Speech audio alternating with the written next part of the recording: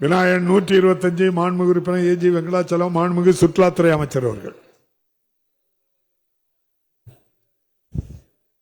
மாண்புமிகு பேரவைத் தலைவர் அவர்களே, மாண்புமிகு உறுப்பினர் அவர்கள் வரட்டுப்பள்ளம் அணை, கெட்டிசமுத்திரம் ஏரி, மேட்டுப்பாளையம் ஆனந்தசாகரம் ஏரி ஆகியவற்றை அழகுபடுத்தி படகுகள் இயக்க ஆவண செய்யப்படுமா என்று கேட்டுள்ளார்கள்.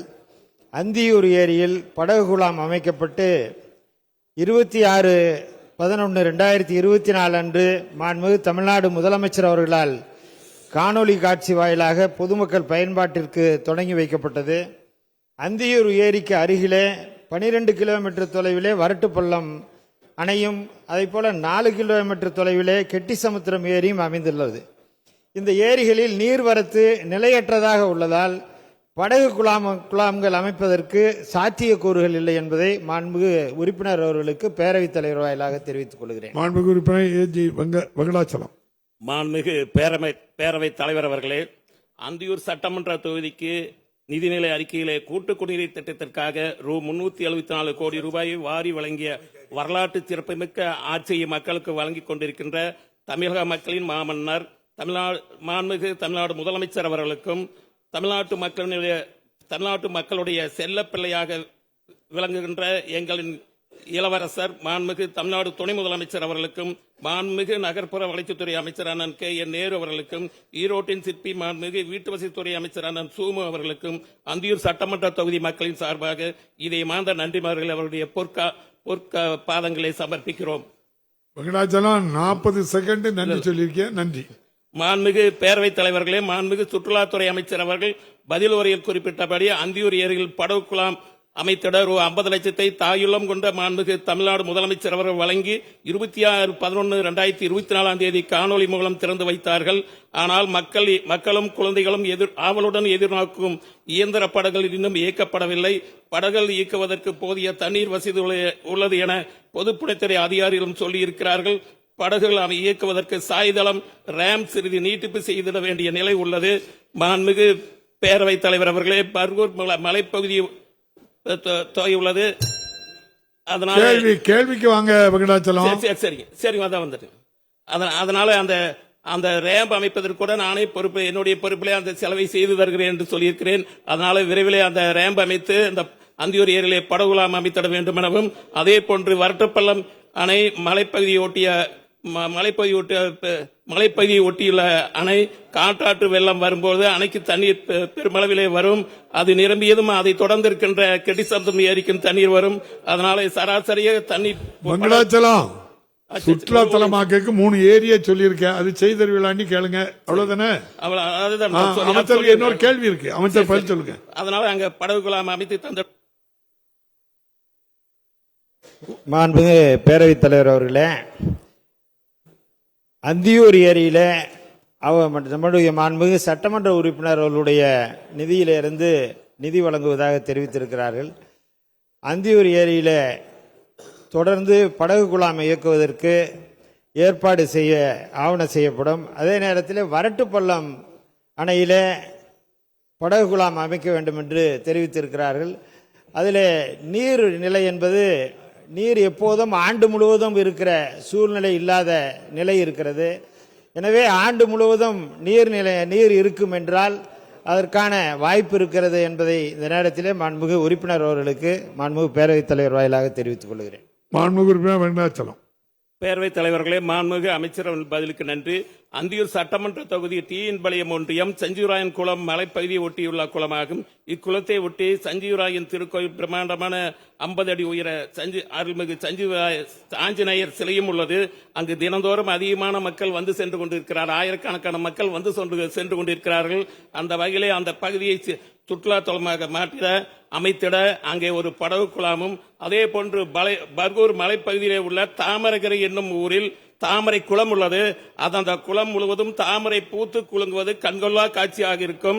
இக்குளத்தை அழகுபடுத்திடவும் வருகின்ற சுற்றுலா பயணிகளை மகிழ வைத்திடவும் ஏரியை சுற்றி நடபாதையும் மின் விளக்குடன் கூடிய பூங்காவும் அமைத்து தந்திட வேண்டும் என மாண்புமிகு பேரவைத் தலைவர் அவர் வாயிலாக மாண்புமிகு சுற்றுலாத்துறை அமைச்சர் அவர்களை கேட்டுக்கொள்கிறேன். மாண்புமிகு அமைச்சர். மாண்புமிகு பேரவைத் தலைவர் அவர்களே, TN-பாளையம் சஞ்சீவராயன் குளம் மற்றும் பர்கூர் தாமரைக்கரை குளம் ஆகிய இடங்களிலே பூங்காக்கள், நடைபாதை வசதி மற்றும் படகு சவாரி அமைப்பதற்கு ஆவண செய்ய முடியுமா என்று கேட்டிருக்கிறார்கள். வருகிற நிதியாண்டிலே நிதிநிலைக்கேற்ப அவருடைய கோரிக்கைகள் பரிசீலனை செய்யப்படும் என்பதை அன்போடு தெரிவித்தார். மாண்புமிகு உறுப்பினர் பொன் ஜெயசீலன். மாண்புமிகு பேரவைத் தலைவர் அவர்களே, எனது கூடலூர் சட்டமன்ற தொகுதியில் அமைந்துள்ள தேவாலா என்ற இடத்தில் மத்திய அரசின் மூலமாக சுமார் 70 கோடி ரூபாய் செலவில் ஒரு பூங்கா அமைப்பதற்கான திட்டம் செயல்படுத்தப்படுவதாக அறிவிக்கப்பட்டு தற்பொழுது அங்கே இடம் இல்லை என்ற காரணத்தினால் அந்த திட்டம் உதவிக்கு மாற்றப்பட்டுள்ளதாக அறிவிக்கப்பட்டிருக்கின்றது.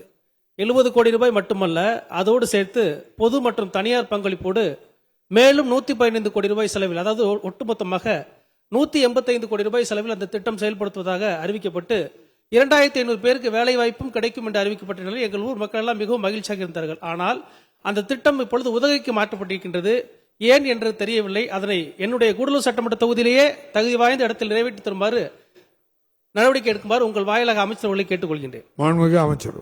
மாண்புமிகு பேரவைத் தலைவர் அவர்களே, நீலகிரி மாவட்டம் தேவாலாவிலே ஒன்றிய அரசின் நிதி மூலம் 70 கோடி ரூபாய்க்கு சுற்றுச்சூழல் பூங்கா அமைப்பதற்கான ஆணை பிறப்பிக்கப்பட்டிருக்கிறது. நிச்சயமாக அந்த பகுதியில் அந்த நிதியின் அடிப்படையிலே அமைக்கப்படும் என்பதை மாண்புமிகு உறுப்பினர் அவர்களுக்கு தெரிவித்துக் கொள்கிறேன். அதே நேரத்தில் ஊட்டியிலே உதகையிலே 52 ஏக்கரிலே 70 கோடி ரூபாய் மதிப்பிலே சுற்றுச்சூழல் பூங்கா அமைப்பதற்காக மாண்புமிகு நிதியமைச்சர், மாண்புமிகு முதலமைச்சர் அவர்களுடைய அனுமதியோடு அறிவித்திருக்கிறார்கள். அதுவும் நிறைவேற்றப்படுவதற்கு தேவையான நடவடிக்கைகள் மேற்கொள்ளப்படும் என்பதை இந்த நேரத்திலே மாண்புமிகு உறுப்பினர் அவர்களுக்கு தெரிவித்துக் கொள்கிறேன். மாண்புமிகு உறுப்பினர் சிந்தனை செல்வன். மாண்புமிகு பேரவை தலைவர் அவர்களே, கடலூர் மாவட்டம் காட்டுமன்னார் கோவில் தொகுதியில் அமைந்திருப்பது 11 கிலோமீட்டர் நீளமுள்ள கரையை கொண்ட வீராணம் ஏரி. தமிழர்களின் நீர் மேலாண்மைக்கு சான்றாக விளங்குகிற இந்த வீராணம் ஏரியில் சுற்றுலா பயணிகளை ஈர்க்கிற வகையில் படகு இல்லம் ஒன்றை கந்தகுமரன் என்கிற பகுதியிலே அமைத்து தருவதற்கான முயற்சிகள் கடந்த ஆண்டு நடைபெற்றன. சுற்றுலாத்துறை இதில் கனிவோடு கவனம் செலுத்தி இந்த ஆண்டு அதை தொடங்குவதற்கு அரசு முன்வருமா என்பதை தங்கள் வாயிலாக கேட்டு அமர்கிறேன். மாண்புமிகு அமைச்சர். மாண்புமிகு பேரவைத் தலைவர் அவர்களே, மாண்புமிகு உறுப்பினர் சிந்தனை செல்வன் அவர்கள் கடலூர் மாவட்டம் வீராணம் ஏரியிலே சுற்றுலா பயணிகளை கவருவதற்கு வாய்ப்பாக, சுற்றுலா பயணிகளுக்கு ஊக்குவிக்க வாய்ப்பாக படகு இல்லம் அமைப்பதற்கு அரசு முன்வருமா என்று கேட்டிருக்கிறார்கள். மாண்புமிகு முதலமைச்சர் அவர்களுடைய மேலான பார்வைக்கு எடுத்து சென்று அதற்கான நடவடிக்கைகள் மேற்கொள்ளப்படும் என்பதை மாண்புமிகு உறுப்பினர் அவர்களுக்கு பேரவைத் தலைவர் வாயிலாக தெரிவித்துக் கொள்கிறேன். மாண்புமிகு உறுப்பினர் பிச்சாண்டி.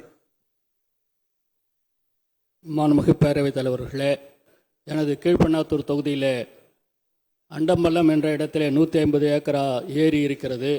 அதிலே படகு குழாம் அமைக்கப்படுமா? பீகாரிலே அண்மையிலே நான் சென்றிருந்த போது ராஜ்கீர் என்ற இடத்திலே கண்ணாடி பாலம் அமைத்து பல சுற்றுலா பயணிகள் அங்கே அதிக அளவிலே வரக்கூடிய நிலை இருக்கிறது. அதுபோல் கண்ணாடி பாலம் அமைக்கப்படுமா? அதே போல் பார்த்தீங்கன்னா செஞ்சிக்கோட்டைக்கு ரோப்கார் அமைக்க வேண்டும் என்று நீண்ட நாள் கோரிக்கை, ஆனால் அமைக்கப்படாமலே இருக்கிறது. ஏனென்றால் அரசின் மூலமாக நிதி இல்லாத காரணத்தால் நடைபெறாமல் இருக்கிறது.